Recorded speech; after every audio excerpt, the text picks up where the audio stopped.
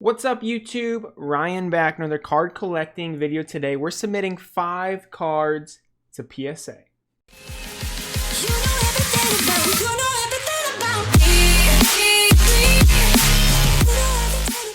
So PSA right now, if you're a member, they have a quarterly deal. It's $10 submissions if it is a Mike Trout or a Ken Griffey Jr. card. And I'm not personally a member. Friend of mine, Mitch, from my stream over on Twitch, great guy. He offered to submit some cards for me. And that's exactly what we're going to do today. I'm going to go through my 5 cards, and I'll explain why I only have 5. But I'm going to clean them up, make sure they look okay, and get them ready to go to PSA. So originally, I had about 10 cards that I want to submit of Mike Trout. But unfortunately, I didn't take care of them as good as I should have. Again, I've saved every Mike Trout card I've ever pulled in my entire life, but I've only kept them in penny sleeves until this year. This year I went crazy. I bought like probably 500 top loaders and top loaded every single card that I have. So unless it was like what I thought at the time, like a really cool Mike Trout card, it was just sitting in a penny sleeve. And yeah, I had them tucked away in a shoebox or some kind of storage container, but throughout the years, the last 3 years, I've moved twice, and the corners just aren't great on a lot of them. So I have 5 cards to submit today. 4 are Mike Trout, and 1 is Ken Griffey Jr. So let's just go through it. Let me know what you guys think in the comments, and hopefully I can get 10s on most of these. All right, so first card up, you guys, and this is probably the biggest card that I'm submitting. This is Mike Trout's 2012 Panini Prism, and what's so special about this card is that this is actually his first Panini card. So it's not a rookie card, but it's his first Panini card. So this actually holds pretty good value. I'll throw some comps up on the screen. I'm aiming for a 9. Let's pull it out just to double check. I've pulled this out within the last couple months to look at it because I've considered submitting this multiple times. But since the last time I looked at it, I think it was in really good shape except for the centering. So, and it still looks that way. Looks like the surface is really nice. I don't see any flaws in the surface. No dimples, no scratches. Surface looks incredible. And that's what I remembered. Let's try to get this fingerprint out of there. And then we look at the corners. They all look pretty good. Where's my magnifying glass? Corners look really good. I pulled this out of a Target repackaged product at some point since 2017 when I started collecting. I just found this in my collection one day, and I didn't even know what it was till probably last year. I just thought it was a worthless Trout card. But yeah, the surface looks really good. The corners look really good. The only thing that is a little off is the centering. And let me package this up before we talk about that. So let me look at the surface one more time. Just want to get it perfect. So I want this card to get the best possible grade it can get. And I'm actually going to give the back a wipe really quick too. Again, I usually don't wipe the backs of my cards unless there's something blatant. It's usually not as easy to mess up the back of a card, but since this is a card that I really, really want to come back as a good grade, as you can see some of the comps up there. Brand new penny sleeve and card saver.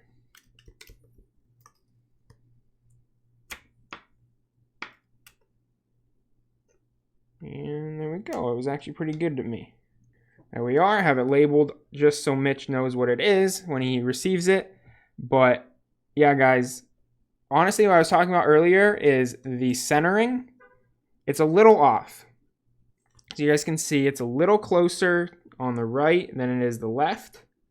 But also, if you look at a lot of PSA 10s, they don't have a lot of gap above the baseball bat. So it's a little tall.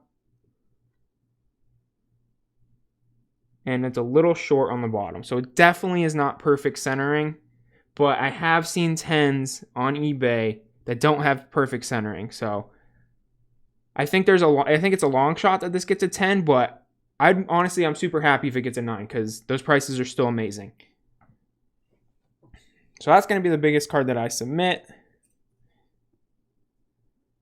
Next up, we have a 2019 Gold Label Class 3 Mike Trout. And this should be pretty clean. It's from last year.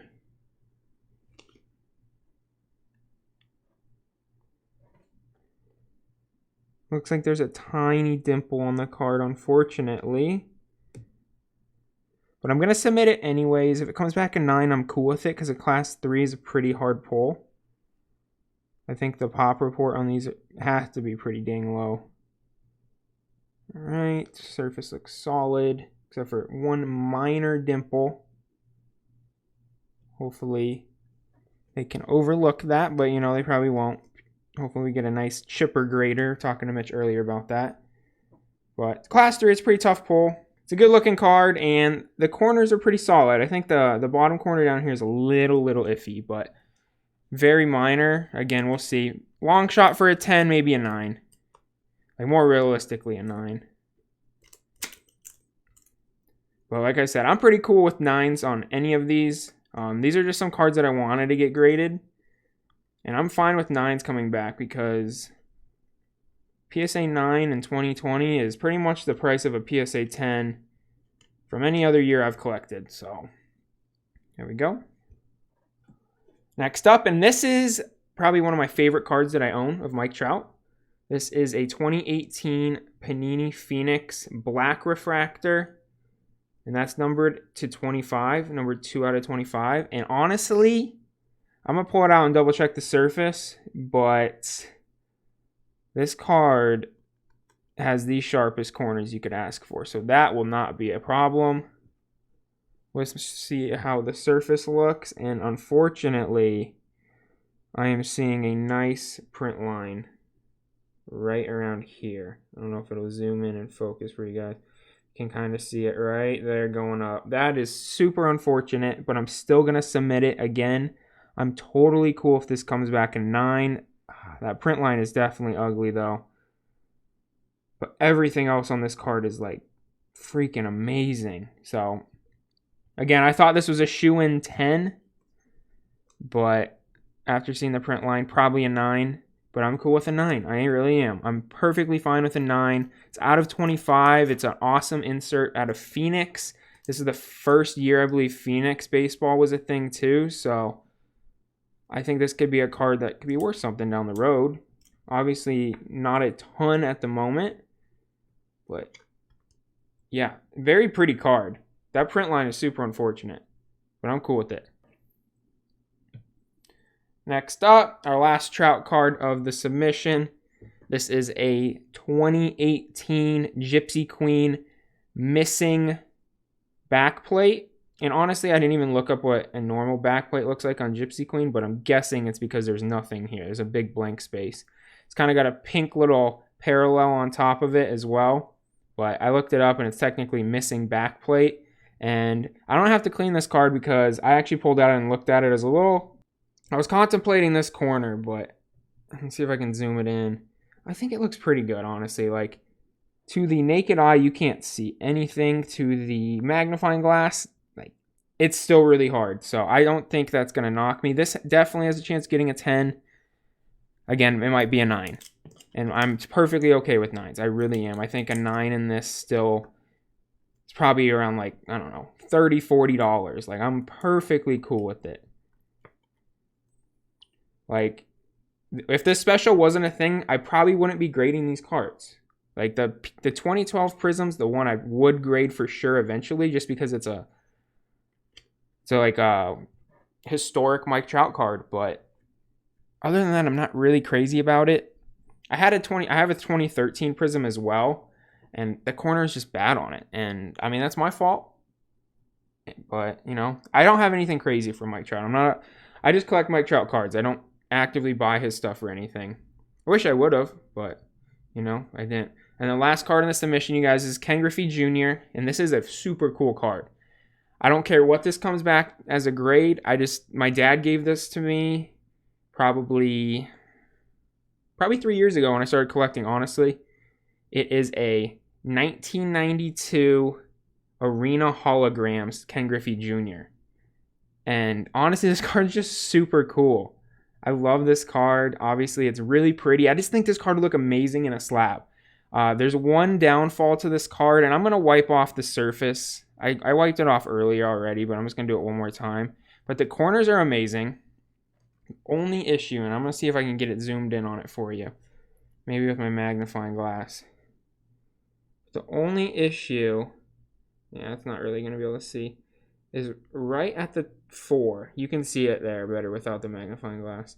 There's a black dot, and it's actually like the parallel, holographic parallel is just not there. And now that I'm seeing it, there's also a print line that goes all the way down the side of the card. But like I said, I do not care what this grade is. I'd love a 9.